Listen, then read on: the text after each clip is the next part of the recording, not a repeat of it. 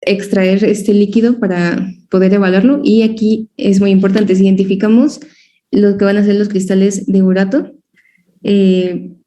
pues vamos ya a poder diagnosticar que se trata de gota. Estos van a tener una forma de aguja, que son como tipo alargados, y también podemos encontrar que pueden estar macrófagos, otras células fagocíticas dentro de este líquido sinovial. Entonces, este va a ser el estudio más importante, la artrosíntesis, y comentarle al paciente que puede, pues se le van a dar las indicaciones.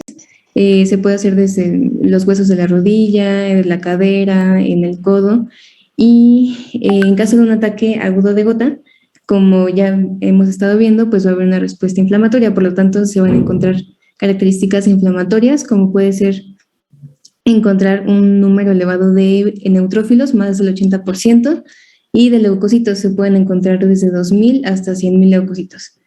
Y bueno, entonces recordar que la artrosíntesis es muy importante para poder diagnosticar lo que sería gota. Sí, le puedes dar a la otra, Lucy. Y bueno, ya pasamos con las imágenes.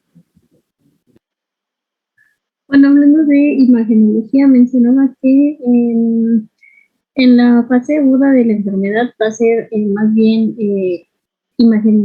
viendo las imágenes va a ser en específico, y cuando pues ya la gota pues ya es crónica, que ya está pues, presente, mencionaba que se podían observar un aumento de las partes blandas, se pueden encontrar calcificaciones punteadas y condrocalcinosis. Asimismo, iban a presentar erosiones óseas en lo que se llaman sacrabucados, en los márgenes articulares, y también podíamos encontrar presencia de grados. Se supone que la de la derecha, en la que dice abajo de crónica, pues está menos, y se ve un poquito más en la de la izquierda, que ya es como un estilo demasiado pasado de la gota. La siguiente es asimismo presentaba, por ejemplo, la de la izquierda, pues es una radiografía de mano, y vamos o se observan erosiones escleróticas que a su vez van a presentar edema de tejidos y un incremento del espacio articular. Y la de la derecha, esta es el pie, que hay que recordar que es como su localización más común, y ahí va a igual localizarse múltiples erosiones con edema de los tejidos. Estas lesiones, perdón, estas lesiones que se ven acá, ¿sí? Estas son muy características de la gota y se conocen como mordidas de ratón. Es como cuando llegan los ratones y llegan y muerden un pan o algún alimento, dejan su mordida así. Son erosiones muy características y son precisamente por gota, ¿sí? Es una gota obviamente ya en etapas avanzadas, donde prácticamente pues no ha llevado un control adecuado de la enfermedad, y donde pues se han sintetizado o se han reclutado pues los osteoclastos, como mencionaban sus compañeras al inicio de la clase, que bueno, están activados y prácticamente ocasionan toda esta resorción ósea, van destruyendo el hueso, ¿no? Y bueno, obviamente también hay datos de esclerosis en etapa inicial, como bien mencionan aquí, hay datos de esclerosis, esto blanquito es inflamación y esclerosis a nivel de la articulación. Y bueno, importante nada más recalcar eso, las lesiones en mordidas de ratón. ¿Continuamos?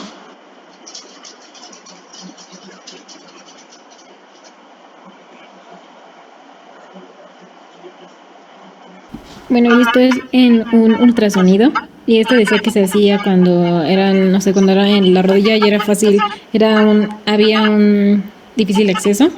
Pero aquí lo importante es que se ve esta imagen esta imagen de arriba. Se supone que solo se ve esta rayita blanca, y ya cuando encontramos estas dos, así como se ve en esta imagen, ya podemos decir que el paciente pues tiene gota. Y como recordamos, hay un proceso pues inflamatorio. Todo esto que se ve aquí es pues la inflamación, por así decirlo, sí.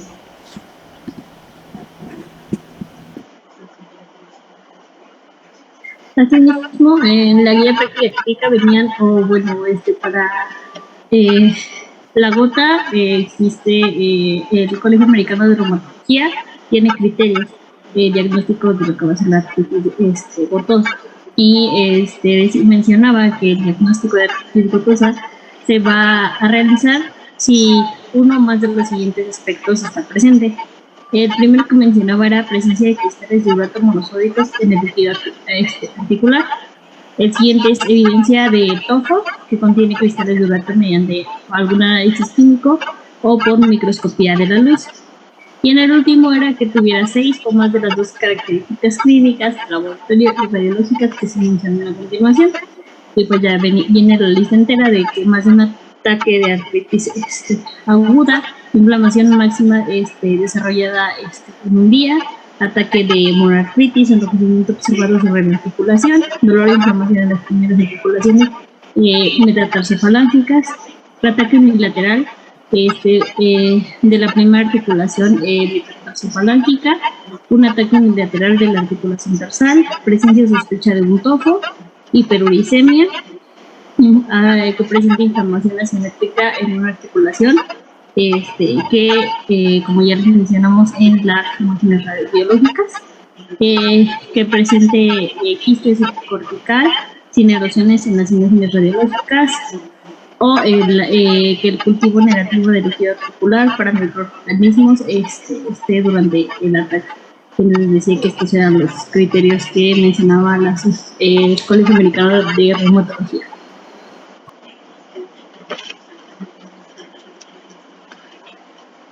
Y pues por último vamos a pasar con el tratamiento, vamos a iniciar con el farmacológico. Y bueno, mencionaba que, bueno, como ya recordarán, Raquel nos mencionó de los 4 estadios. Se dice que en las etapas agudas de esta enfermedad de la gota vamos a iniciar con lo que serían AINES.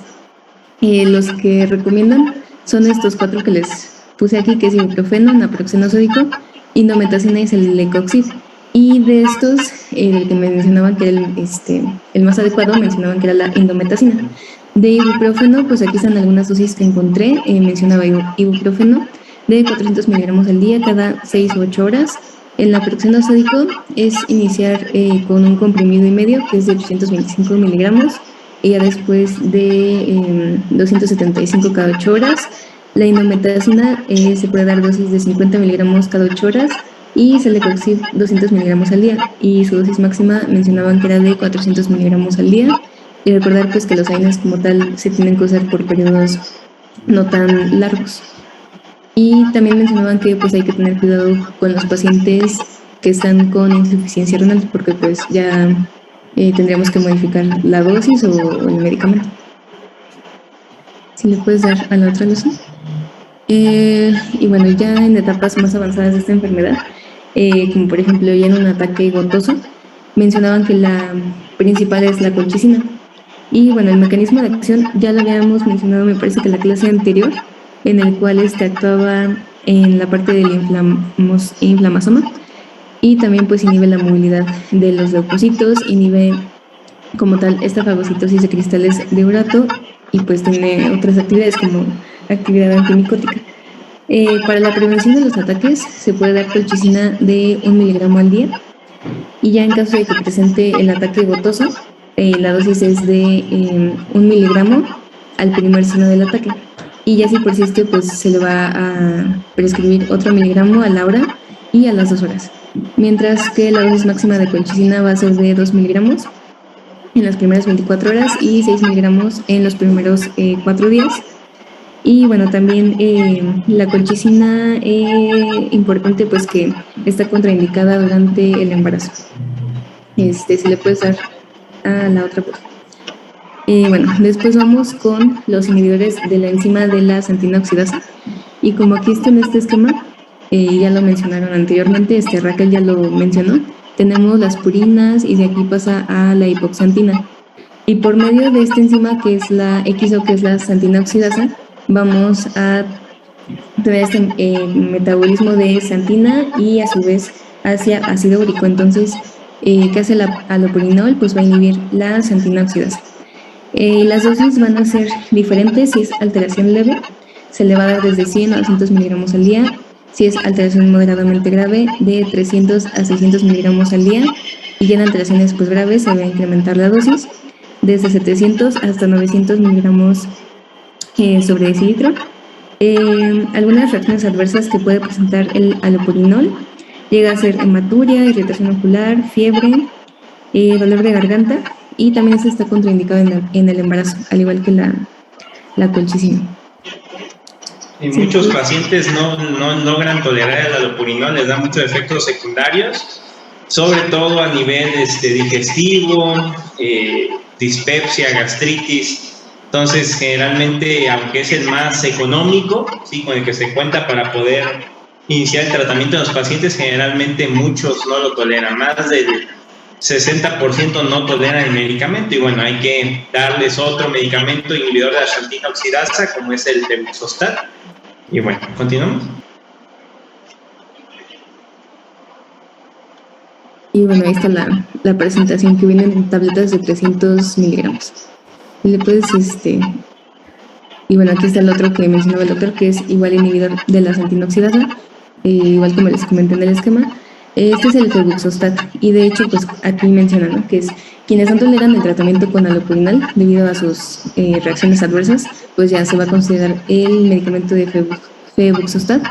Pues viene en tabletas de 80 miligramos. La dosis es por vía oral, una tableta al día de 80 miligramos, y su dosis máxima puede ser hasta 120 miligramos al día. Y algunos efectos adversos de puede ser dolor de pecho, disnea, mareos e inclusive pues visión borrosa. Importante decirle al paciente siempre, cuando ya tienen datos de una hiperuricemia que ha cursado ya con algún episodio de gota previamente y que inicia tratamiento con algún inhibidor de la xantina oxidasa y con colchicina, ¿sí?, explicarle al paciente que en los primeros 7 a 10 días que esté con el tratamiento puede experimentar un nuevo mini ataque agudo de gota, ¿sí?, y obviamente indicarle que no suspenda el tratamiento, ¿sí?, que es algo esperado, que es importante decirle de que pese a que se sienta muy mal o tenga mucho dolor, es parte del medicamento, quiere decir que está haciendo su efecto, que no piense de que se siente peor que antes, que para qué le dan el medicamento. Hay que siempre explicarles que eso puede pasar, es muy común. Entonces, muchas veces el paciente experimenta eso y suspende el tratamiento y dice, yo me sentía bien cuando no tomaba nada, y bueno, sigue progresando la enfermedad, ¿no? Pero sí, siempre explicarles eso, que puede haber una recaída leve del cuadro clínico. ¿Continuamos? Y bueno, continuamos con lo que sería el probenecid. Su mecanismo de acción va a actuar a nivel renal. Aquí menciona, disminuye la reabsorción del ácido úrico en el túbulo renal, y como les puse en la imagen, se puede ver en la flecha morada, ahí está el probenecid, y pues actúa a nivel del túbulo proximal, y pues aumenta lo que sería la eliminación del ácido úrico, ya que se disminuye la reabsorción. Y bueno, encontré en presentaciones, pues decían que de tabletas de 500 miligramos. La indicación como tal aquí es la prevención del ataque de la gota, y su dosis puede ser de 2 veces al día, y es por vía oral también. Si le puedes dar a la otra diapo. Y bueno, ya vamos a pasar con lo que serían los esteroides. Estos pues se van a prescribir en lo que sería enfermedad pues ya que está en otros estadios, y vamos a ver que hay esteroides que van a ser administrados por vía oral y los de vía intraarticular. Los de vía oral tenemos aquí la prednisona, la prednisolona y la metilprednisolona. Prednisona, que puede ser la dosis, aquí está la fórmula, que puede ser desde 0.5 miligramos por kilo al día, y estos normalmente se usan en periodos muy cortos de 3 a 5 días. Prednisolona, dosis inicial que puede ser de 2 miligramos kilo día. La metilprednisolona de 0.5 miligramos kilo día, e igualmente pues es únicamente por 3 días. Los esteroides.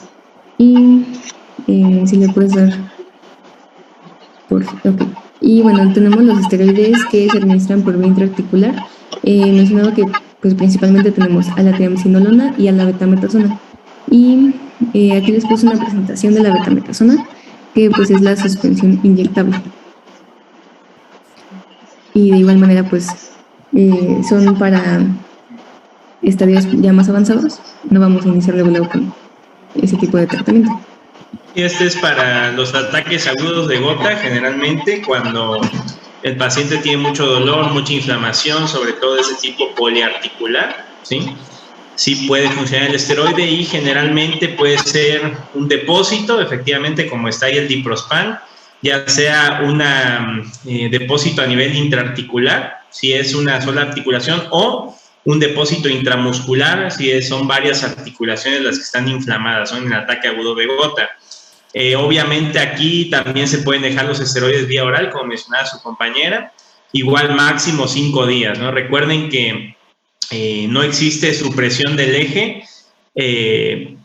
a nivel córtico suprarrenal por ese tiempo, ¿no? Generalmente es después de los 7 días cuando existe la supresión del eje, y por eso generalmente se dan solo un periodo corto de 5 días, que es el tiempo necesario para desinflamar al paciente y, bueno, darle tiempo a que vaya resolviéndose el ataque agudo de gota. Pero sí está indicado en las primeras, digamos, los primeros días de ataque agudo de gota. Ya después, ya es controversial su uso. Más que nada, ahí ya se usan más antiinflamatorios no esteroideos o el uso de la colchicina, ¿sí? Entonces, importante eso. ¿Continuamos? Y bueno, encontré este esquema en el cual menciona, por ejemplo, estamos frente a un ataque de gota aguda. Y aquí nos menciona, si es monoarticular, pues podemos considerar un esteroide intraarticular, como los que les acabo de mencionar. Y aquí vamos a evaluar lo que sea la función hepática y renal. Si está normal, se puede utilizar, por ejemplo, aquí menciona AINES, de 2 a 3 días, o sea, por periodos cortos. Y, por ejemplo, si la función hepática y renal están alteradas, pero sí toleran la vía oral, una alternativa podría ser lo que sería la prednisona, de 40 a 60 miligramos al día por 3 días. Y bueno, pues es lo importante en cuanto al tratamiento farmacológico.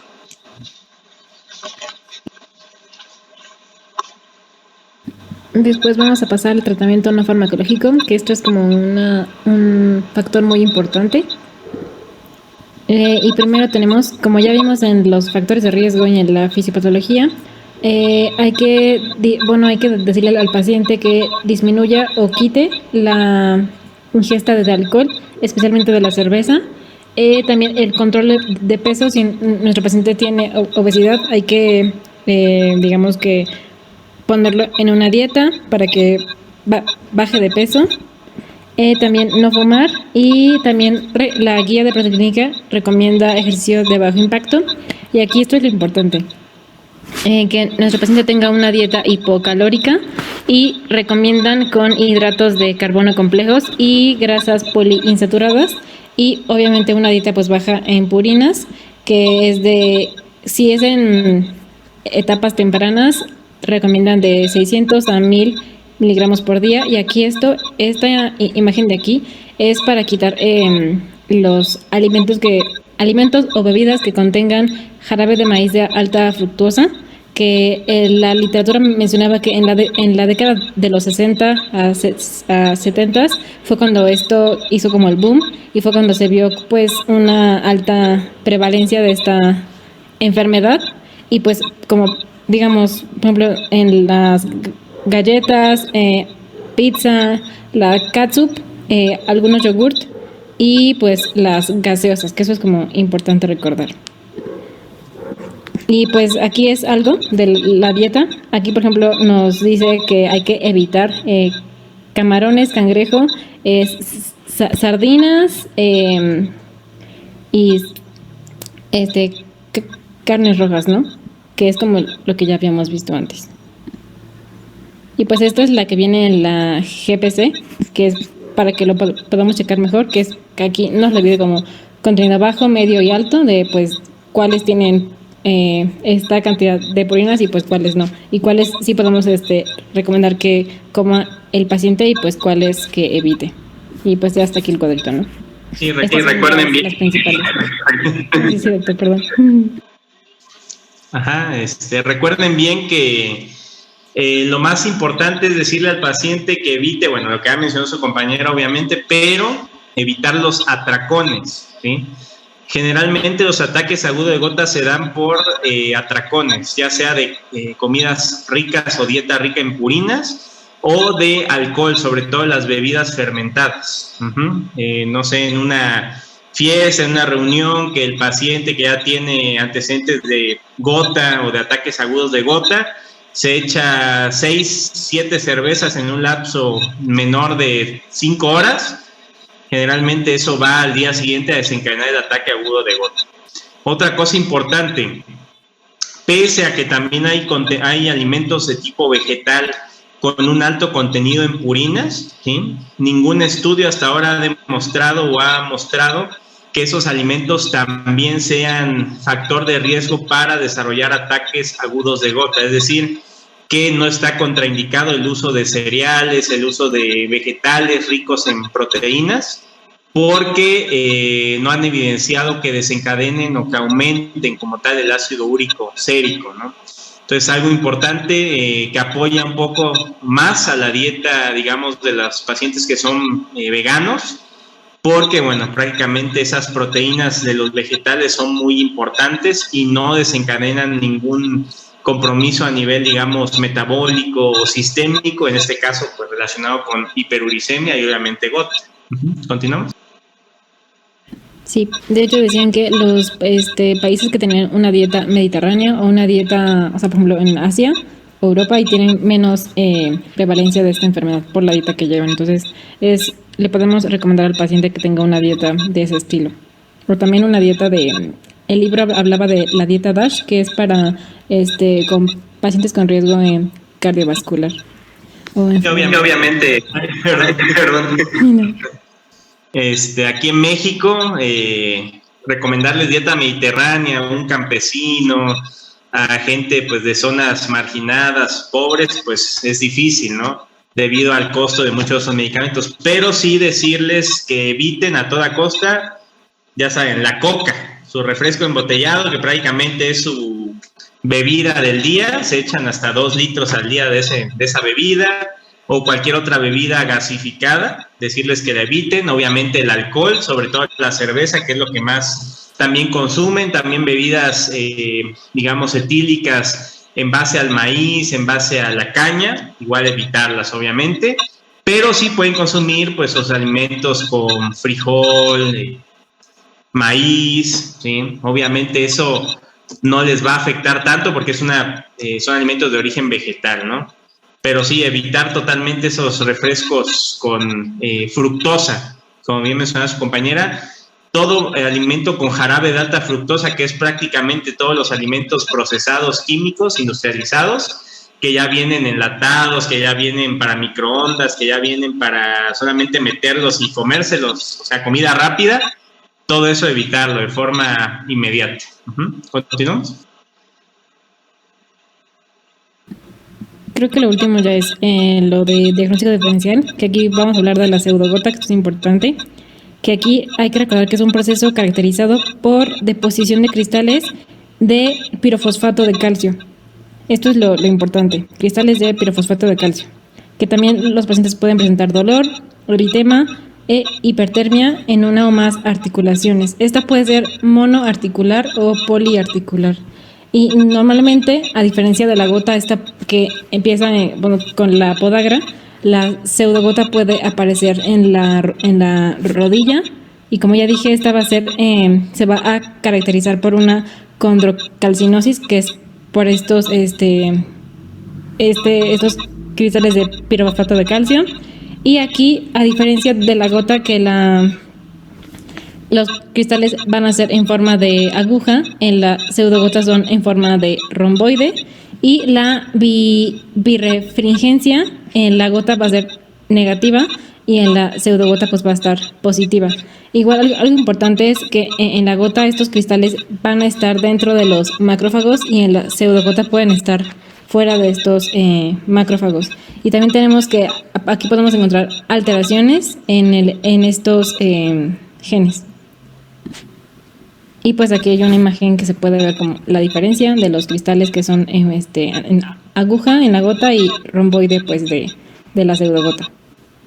Y también aquí algo importante es con la otra enfermedad, que es la artritis séptica, que aquí con lo que lo podemos, por eso es importante siempre mandarle al paciente hacer un estudio del líquido sinovial para poder hacer esa diferencia, porque aquí en la séptica vamos a encontrar los leucocitos por arriba de 50,000. En cambio, en la gota, como ya lo había dicho mi compañera, puede estar entre 2,000 a 50,000, igual en la pseudogota. Entonces aquí lo importante va a ser esto, los leucocitos, y también mandar a hacer un cultivo que va a estar positivo, ¿no? Porque hay una infección.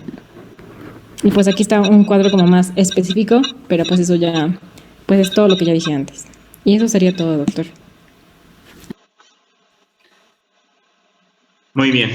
Entonces recuerden bien que los objetivos del tratamiento de la gota lo primero es terminar la crisis o el ataque agudo de gota lo más rápido posible, ¿sí?